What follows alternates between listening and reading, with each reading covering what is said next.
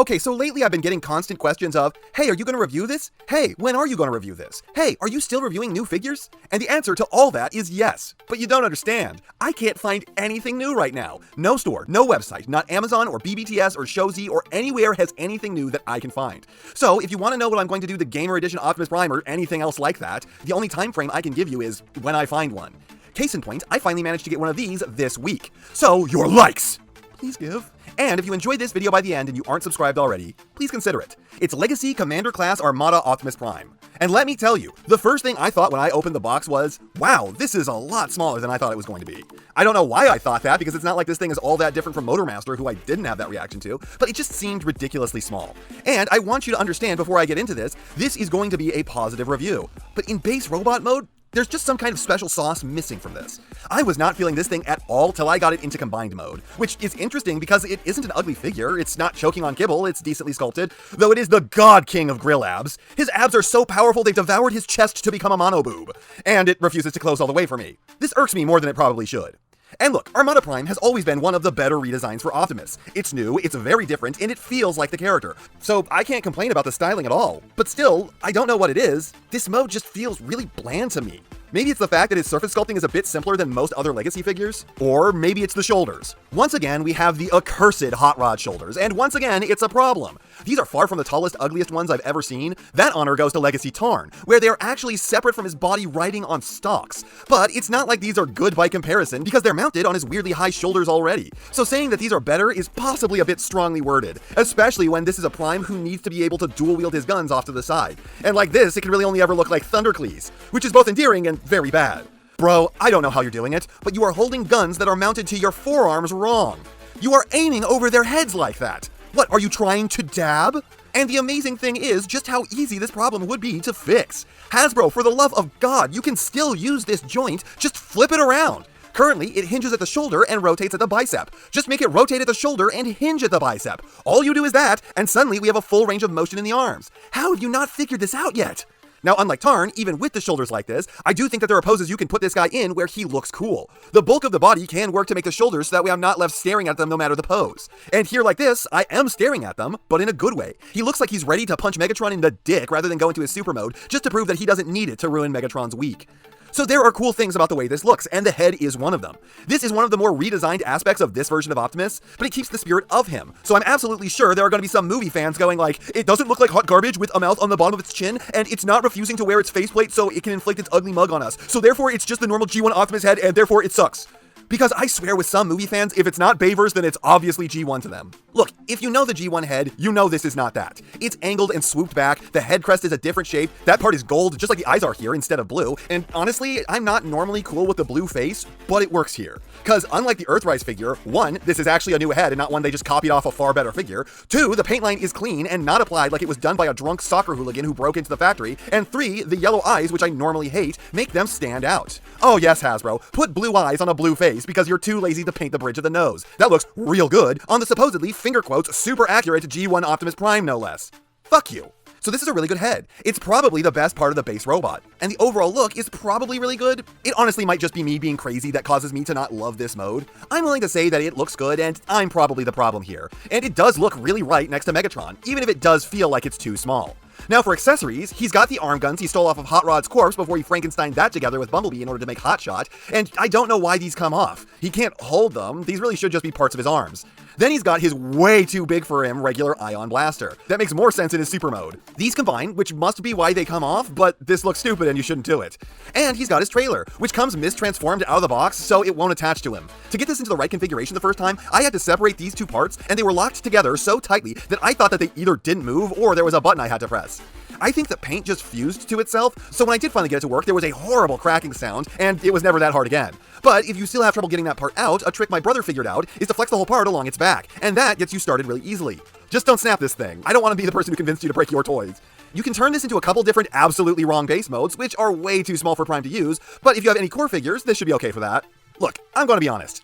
I don't give a crap. Base modes are stupid, and this is the one that this thing is supposed to make, which is worse than the fan ones that I came up with that I also don't care about. It's at least kind of customizable, but why bother? And lastly, he's got a Matrix. Normally I'd be kind of pissed that I have to deal with yet another one of these, because no Optimus Prime, Hot Rod, Magnus, or Galvatron, it seems, can be made anymore without one of these coming with it.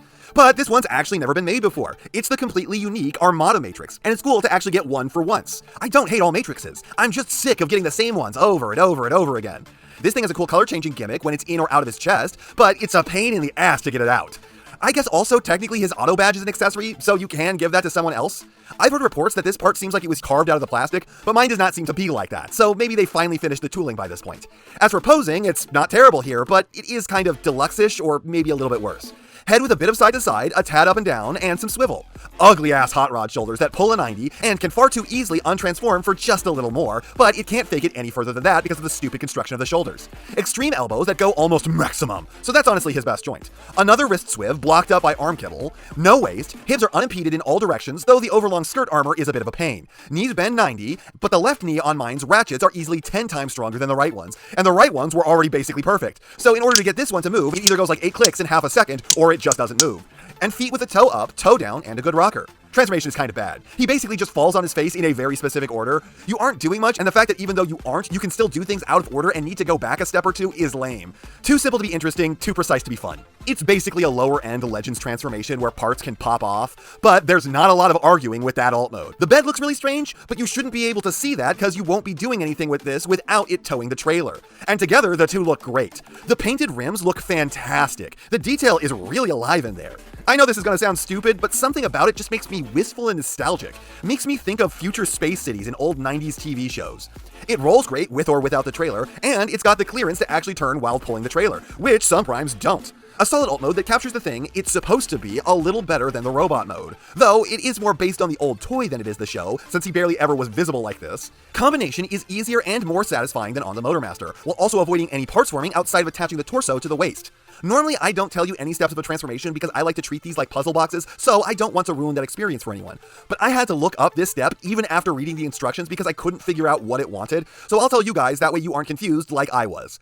Fold the grill up like this and then slot it into the backpack before hinging the whole thing forward to connect the waist. So it's a combination that's significantly better than the transformation. It's actually a good bit of fun to do once you know how the backpack works. And then when I finally combined this thing properly for the first time, my only reaction was, yeah.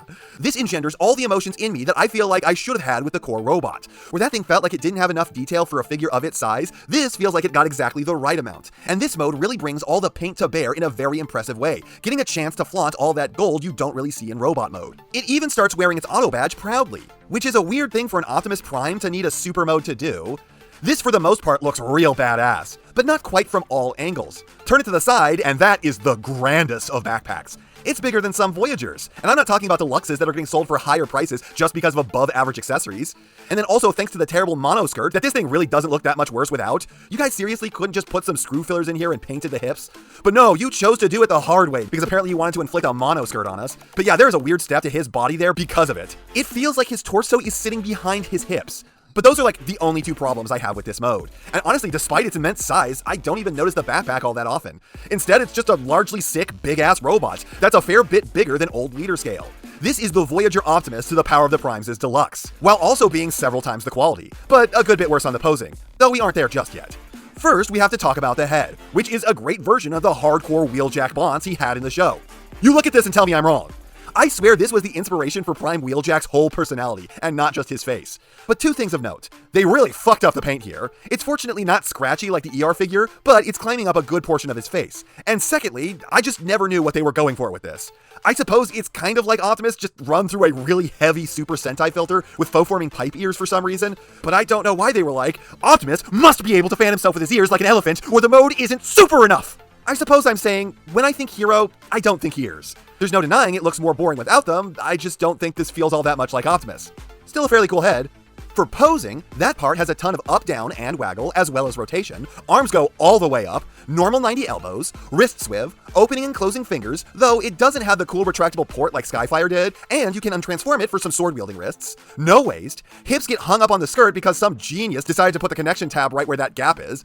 Legs are unimpeded forward and to the side, and mostly unimpeded backwards. Normal 90 knees, and feet with a toe up, heel down, and rocker. So this doesn't pose badly at all. It's mostly average, and when it's not, it's better than average, having some sword-wielding wrists. Good luck finding a sword for it, though. The head is expressive, and the feet are pretty good. Plus, the shoulders are what I'd wish for from the core robot. And overall, this mode looks great, feels great, holds together without any problems. Honestly, it's probably a little too hard to separate it once it's combined. It's got solid posing and a fun combination with a ton of paint, and the blaster looks a lot more right in its hands. The backpack is kind of a lot, but it's not that big of a deal. This absolutely feels like the mode you should be getting this figure for. And if you look at it like that, then the core robot mode is just icing on the cake, a bonus to the big awesome thing that you're buying.